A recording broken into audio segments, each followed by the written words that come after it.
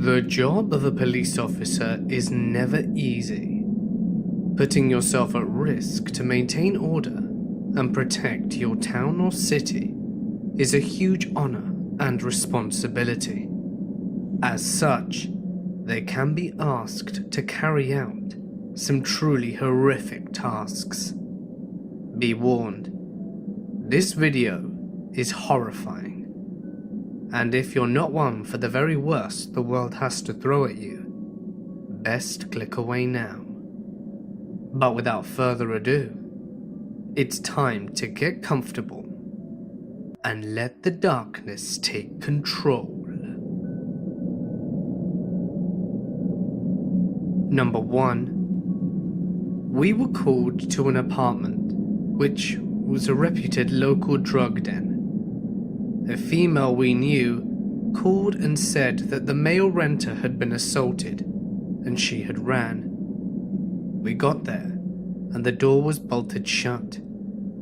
I kicked the door over and over again, and it would not open. What I found out later is that the dope team had done a search warrant on the apartment a couple of weeks ago, and afterwards the tenants had reinforced the door jamb with a metal plate. It took me a total of 22 times kicking the door before I broke the deadbolt in half, which flew across the room and hit the wall. We made entry, guns drawn, and started clearing the apartment. This place was the kind of spooky I'd seen in places where a lot of meth is done. It was dark. There were swastikas, 666, upside down pentagrams, etc., painted all over the wall. Pictures of faces hung off the wall, with the eyes X'd out, and baby dolls with their eyes scratched out into X's. As we cleared the first room, we started seeing the blood, first on the bed, and then a trail on the floor leading back to the room. The layout was weird. One main room, and then a back room, which was more of a hallway and a bathroom at the end of the hall.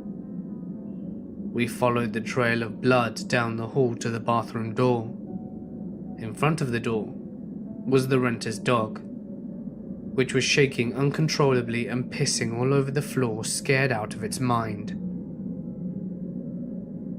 As we got closer to the dog, it became very aggressive because it was scared. I made my way around the dog and entered the bathroom, where I found the renter hunched over in the shower, bleeding from his face, holding his cheeks with his hands. He was frantically trying to talk, pleading with us not to hurt his dog. Blood was dripping from his mouth, and I couldn't understand him.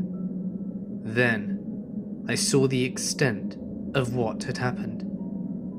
His jaw had been dislocated on both sides when he was beaten by 2 men with a hammer. It was just hanging there. As he was trying to plead with us, he could only attempt to talk by flicking his blood-covered tongue in the pattern of words, because his jaw didn't work at all. Number 2. This was told to me by my EMT friend. In one of the apartments in a nearby city, the apartment manager went in to investigate a really bad smell in one of the lower units. Apparently people all around it were complaining. Once he saw what was up, he called the ambulance. So first responders show up, which included my said EMT friend. And there's this lady sitting on a couch. There's also something squirmy going on down in her underpants area. So they check her out, and in the process remove said undergarments. And out falls a swarm of maggots. Apparently said individual had a fairly strong substance abuse problem. Some of the needles she poked into her nethers which caused an infection. This led to rotting flesh, which attracted flies, which in turn led to maggots. The worst part, she was not dead, just so drugged up that she basically never noticed that she was literally rotting and falling apart from the waist down. Number 3. My grandfather's cousin had been a coroner for years, and they had to get into a house of a guy who lived alone. It was just him and his dog. The dog had been chained outside at the time that this guy died, and obviously there wasn't anyone around to unchain him afterwards. It had been days in the southern sun, so someone at some point unchains the poor dog before the coroner gets there.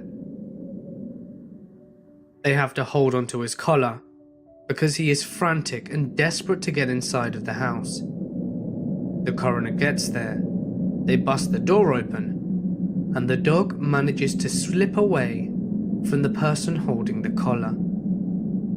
The dog dashed past everyone and leapt on the body of the dead owner, no doubt to protect him, at which point, apparently, he exploded.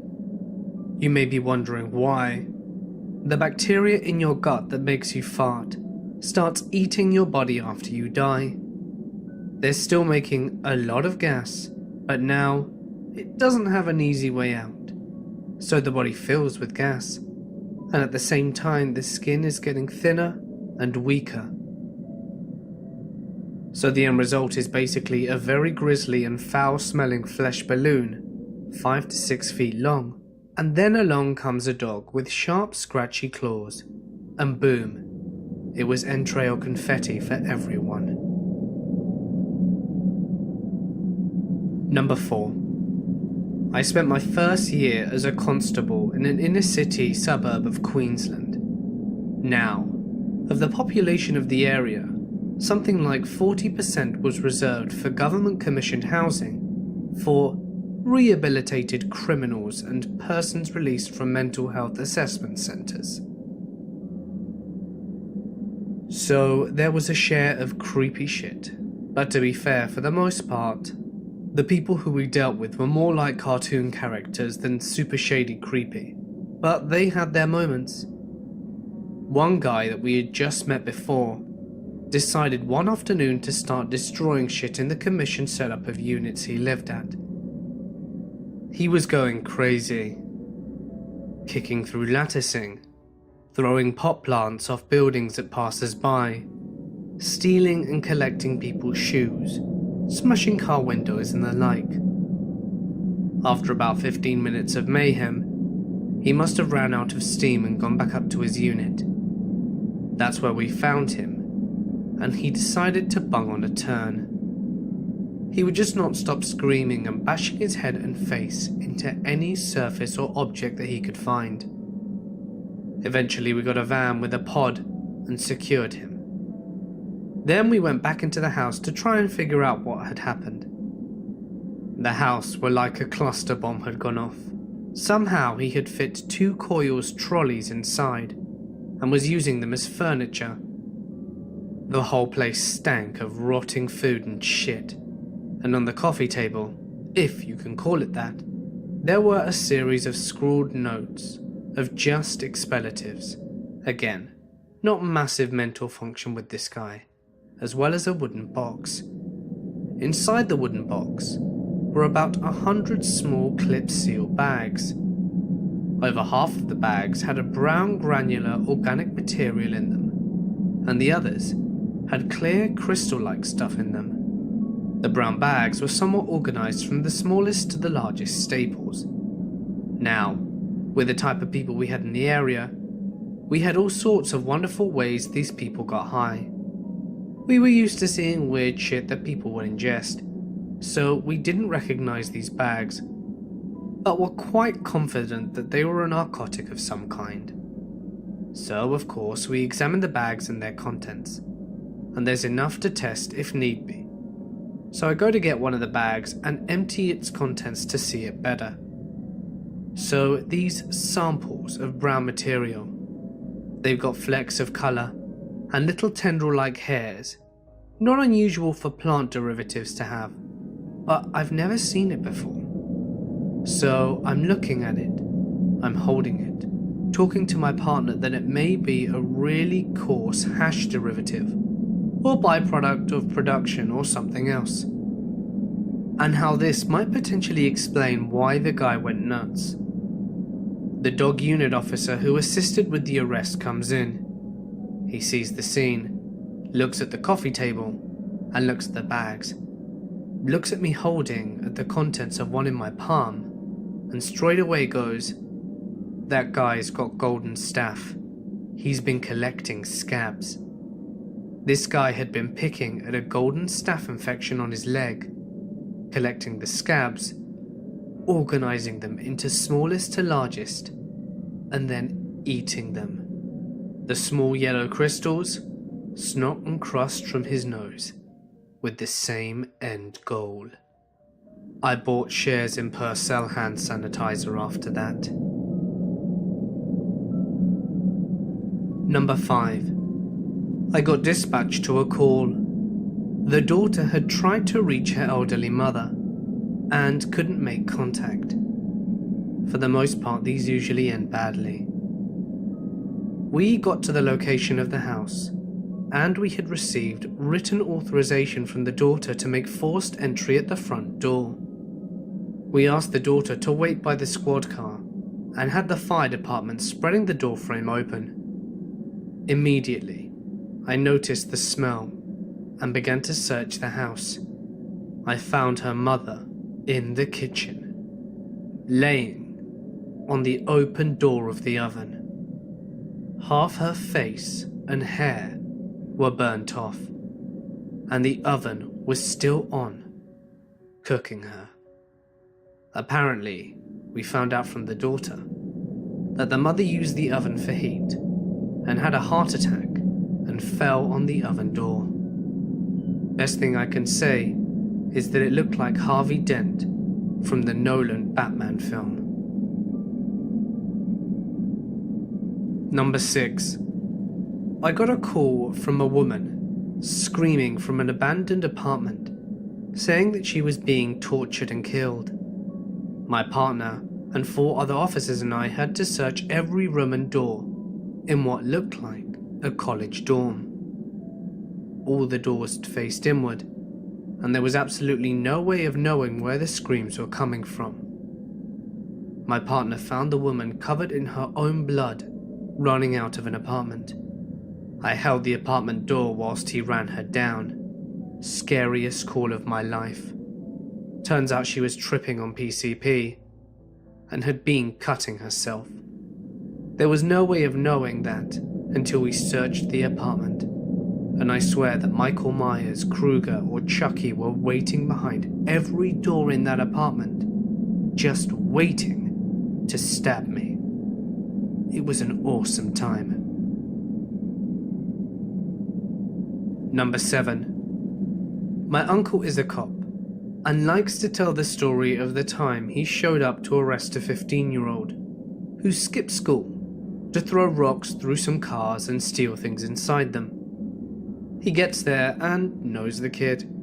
They've gotten him a few times before, one time for turning up to school with drugs, and the other time for carrying a knife at school. They knock on the door, and his 18-year-old brother and 17-year-old sister open it.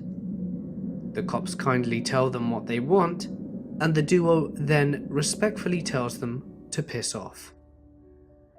The cops show them that they have the warrant for this kid's arrest, and that they need to open the door. They get told, this time more rudely, to leave. So, getting quite annoyed now, another cop car pulls up and asks what's going on. As they're being uncooperative, they know that they may have to force their way in and break the chain. The 18-year-old shithead says that he has a gun, and about 3 seconds later the door is broken down. The 18-year-old is quickly tasered, and the 17-year-old girl is screaming for her brother to book it.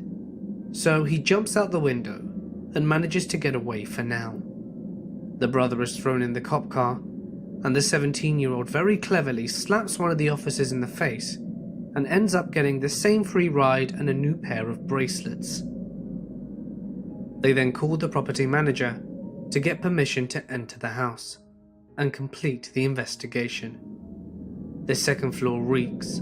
It's the worst smell they've ever smelt. They get upstairs and it just gets worse and worse. They open the door and find a long, rotten body surrounded by needles and other drug shit. They leave and call it in. Uncle says that later it came out that their grandmother died of an overdose.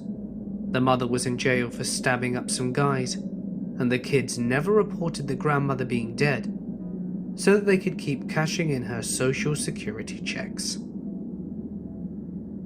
She had been sitting there dead in a corner of a room for about a year. Number 8. I was a fresh officer with dreams of being a hero. I get dispatched to a call of a family fight.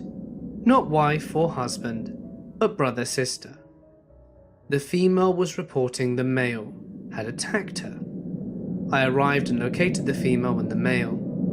The male I knew from prior contacts. I detained him in handcuffs, then quickly smelled a strong odor of pepper spray.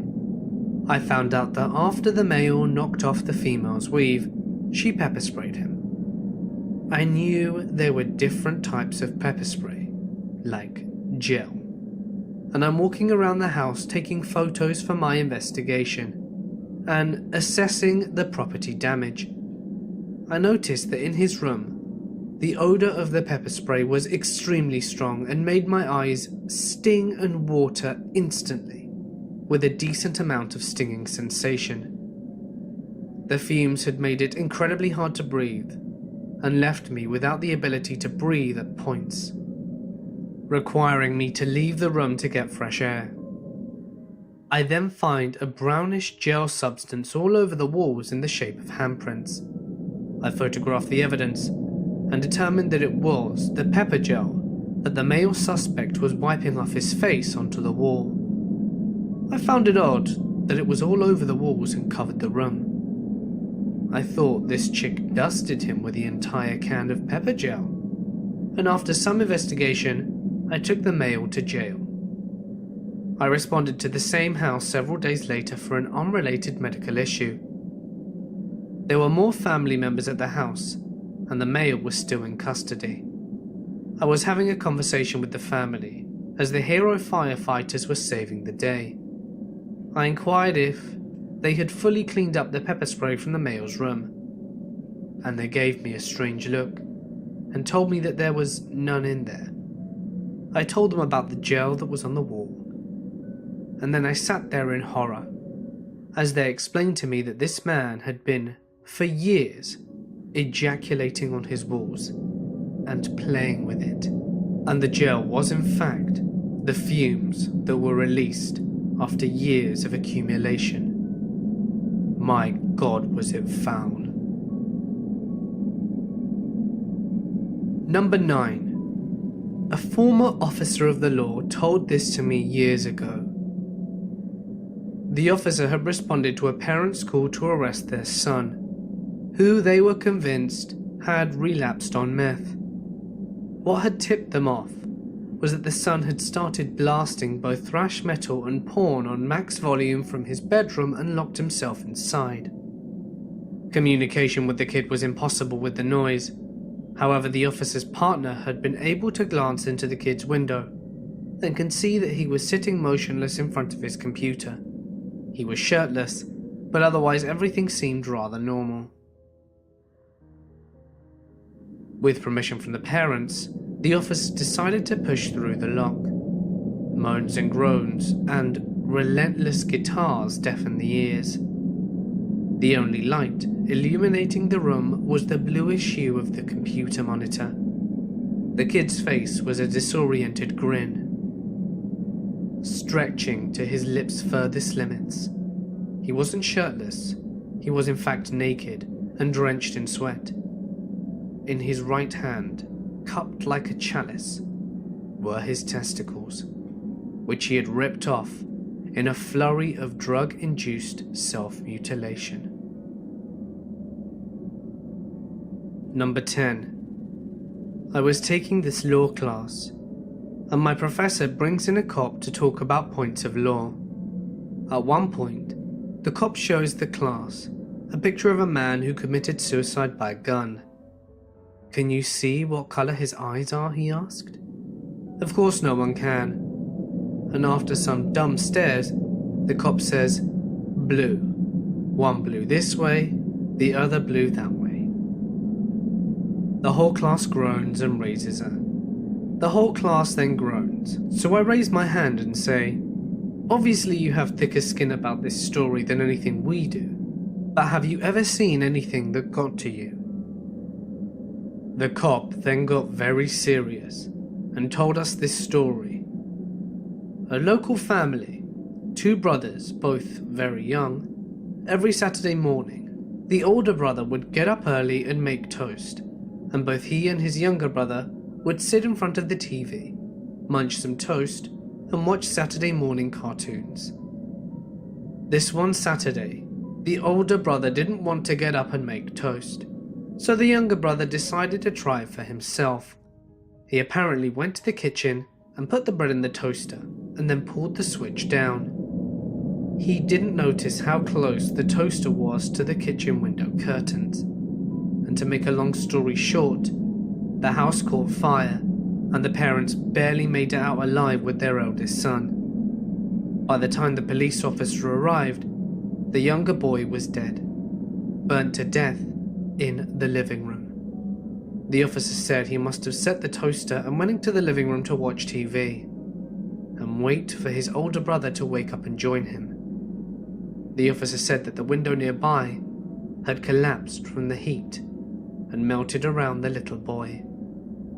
The cop said he had 2 boys about their age at the time, said he needed to excuse himself from the scene, and went into his squad car and couldn't stop crying and shaking. As the cop told the story in class, he started crying again.